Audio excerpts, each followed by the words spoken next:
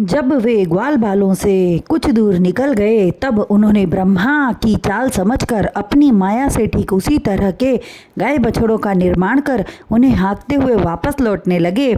इधर ग्वाल बालों को श्री कृष्ण जी अलग पाकर ब्रह्मा ने ग्वाल बालों का भी हरण कर लिया और उन सबको मूर्छित कर पर्वत की उसी कंदरा में छुपाए जहाँ गाय बछड़ों को छिपाए थे और स्वयं अपने लोक चले गए।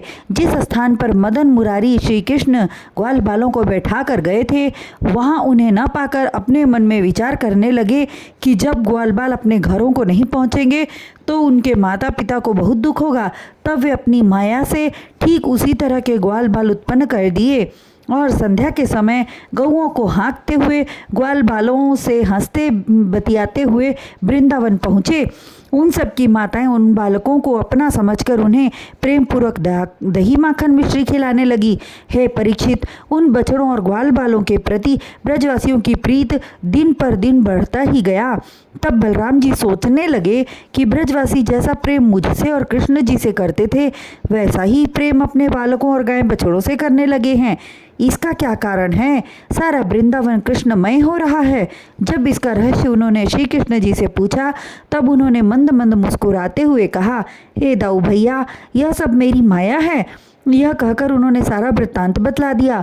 उधर ब्रह्मा जी को जब ग्वाल बालों के हरण का स्मरण हुआ तब उन्होंने विचार किया कि मेरा एक पल मनुष्यों के 1 वर्ष के बराबर होता है, अतः मुझे ब्रज में चलकर देखना चाहिए। और वे अपने लोक से चलकर ब्रज भूमि में आए। वहाँ उन्होंने देखा कि जिन गाय बछड़ों और ग्वाल बालों को पर्वत की कंदरा में छिपाया था वे चर रहे हैं और ग्वाल बाल श्री कृष्ण जी के साथ मग्न है। तत्पश्चात वे कंदरा में गए।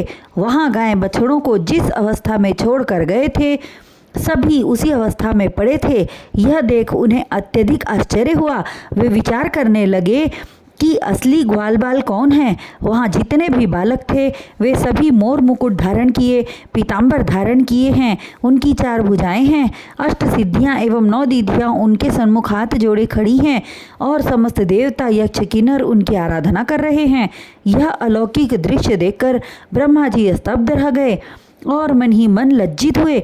ब्रह्मा जी मन की बात जानकर अंतर्यामी भगवान ने अपनी माया खींच ली। तब वे अकेले रह गए और दृष्टि उठाकर इधर उधर गाय बछड़ों एवं ग्वाल बालों को ढूंढने लगे। ब्रह्मा जी का सारा अभिमान नष्ट हो गया।